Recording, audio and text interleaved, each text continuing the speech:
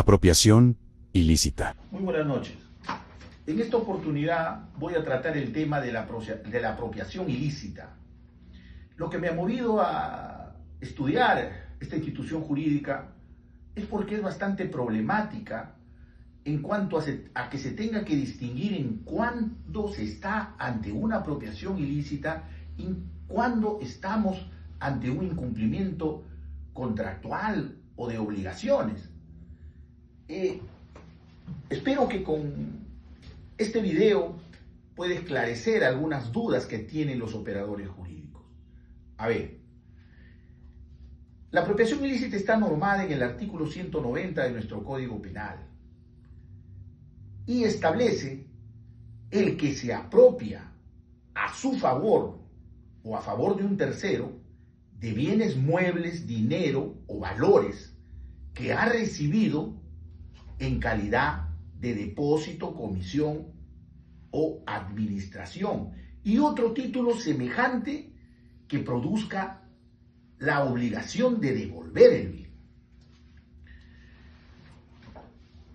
¿Dónde está el punto controvertido? Si nosotros analizamos, el depósito es un contrato civil por el cual una de las partes se compromete, se obliga a cuidar, a conservar un determinado bien mueble. Puede ser a título oneroso o a título gratuito. El contrato de comisión es un contrato mercantil por el cual una de las partes se obliga a hacer propaganda, a divulgar y a vender un producto que generalmente va a ser de una empresa a cambio de una retribución. El contrato de administración es cuando los titulares de una empresa, los directores o los socios capitalistas deciden nombrar a un administrador para que gerencie su empresa, para que administre su empresa, por la experiencia que tiene en el sector. Pero en cada uno de estos contratos tiene que estar el título que establezca la obligación de devolver. Cuando la norma hace referencia a u otro título semejante, se refiere a cualquier tipo de contrato civil o comercial, siempre que establezca que genere la obligación de devolver el bien. Ahora, nuestro sistema jurídico establece que no hay prisión por deudas y eso nos llama a confusión. Es más, el Pacto Internacional de Derechos Civiles y Políticos también establece que no hay prisión por deudas. Esto nace a consecuencia del siglo XVIII. En esas épocas en Europa se abusaba de los préstamos y cuando no cumplían, esas personas resultaban en la cárcel y hasta morían en la cárcel. Un exceso total. La humanidad ha evolucionado y en estas épocas ya no se dan esas situaciones.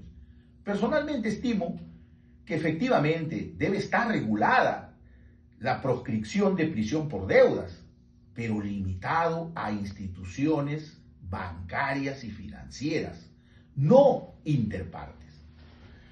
Ahora, la pregunta es, ¿qué tutela el delito de apropiación ilícita?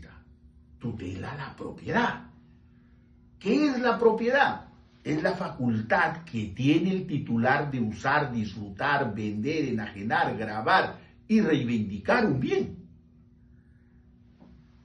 Si se nos priva de esa propiedad, ¿nos causa un perjuicio? Desde luego que sí. Entonces, ¿merece ser objeto de tutela por el derecho penal? Desde luego que sí. ¿Cuál sería, o una pregunta adicional, en este mundo moderno, a través de qué se hacen las inversiones? ¿A través de qué se mueve la economía nacional? A través de contratos. Y si estos no son objeto de tutela, quedaría a la viveza de cada uno de los contratantes. Pero para reprimir penalmente un acto comercial, un acto civil, se tiene que probar el dolo. El dolo es lo que le da relevancia penal a la apropiación ilícita. Les pongo un ejemplo. Si yo como depositante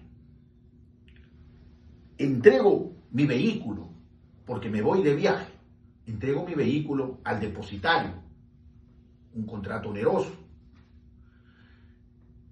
y cuando vengo, vence el pacto de un mes, le requiero, si él no me devuelve, se supondría que estamos ante una apropiación ilícita. Pero ¿cómo pruebo que efectivamente él ha actuado con dolo de apropiación? Con el simple hecho de cursarle la carta notarial como depositante, desde luego que sí. Pero cuando vamos al órgano jurisdiccional, el juez va a querer que acreditemos que efectivamente ha actuado dolosamente. En este caso, por ejemplo, sale el depositario ante mi denuncia y en su descargo alega que le han robado. Él ha sido víctima de un asalto a mano armada. ¿Ante qué situación nos encontramos ahí? Ante un hecho de fuerza mayor. Si él sostiene que ha habido un terremoto, se han caído las casas y el bien ha quedado destruido, ¿ante qué situación estamos? Ante un caso fortuito. ¿Y qué establece nuestro Código Civil en su artículo 1315, caso fortuito y fuerza mayor? Que son hechos imprevisibles, irresistibles, que escapan a la voluntad de la persona humana. ¿Habría dolo ahí? Desde luego que no. Ahí habría una fractura causal y el hecho denunciado como delito sería completamente atípico. Ahora les pongo otro ejemplo. Ese mismo depositario, pero este se queda dormido porque él mismo cuida su vehículo, se queda dormido por estar mareado, no echa las llaves no echa la llave a su portón y se llevan el vehículo. ¿Qué sucede en este caso? Hay una inejecución de obligación, pero por culpa. ¿Tendría relevancia penal? No tiene relevancia penal. Ahora la pregunta es, ¿cuándo estaríamos ante un hecho penalmente relevante? Se va a dar esto cuando ese mismo depositario decide en forma inquebrantable apropiarse del bien, disponer del bien, y a pesar de tener la posibilidad de entregarme mi vehículo, no lo hace con el propósito de incrementar maliciosamente su patrimonio y usar y disfrutar un bien que no le corresponde. ¿Cómo probaríamos ello? Lo vamos a probar no solo cuando se cursa la carta notarial, pidiendo la devolución, sino cuando además podemos acreditar que esta persona está usando el bien. Y a pesar de estar en todas las posibilidades materiales de devolver, no lo hace. Ahí nos encontramos ante un caso típico de apropiación ilícita. También existe otra modalidad, que es o hacer un uso determinado. ¿Cuándo se va a dar esta situación?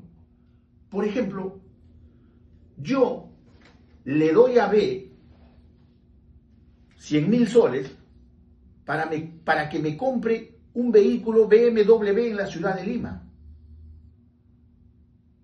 Y él, lejos de traerme el vehículo, decide apropiarse del dinero que le he dado. Ahora, él también puede alegar que no actuó con dolo, que hay una situación, un caso fortuito, una fuerza mayor. Pero en esos casos, como se trata de hechos impeditivos, extintivos de la acción penal, la carga de la prueba se invierte y él tiene que probar esa situación. Si no lo prueba, se entiende que ha actuado dolosamente con el inequívoco y deliberado propósito de apropiarse de un bien que no le corresponde. Espero, señores, haber esclarecido estos temas controvertidos. Los días martes y jueves a partir de las 5:30 hasta 6:30 puede recibir sus inquietudes, algunas preguntas, algunas consultas, todo ello en mejora del derecho penal. Eso es todo, señores. Muchas gracias.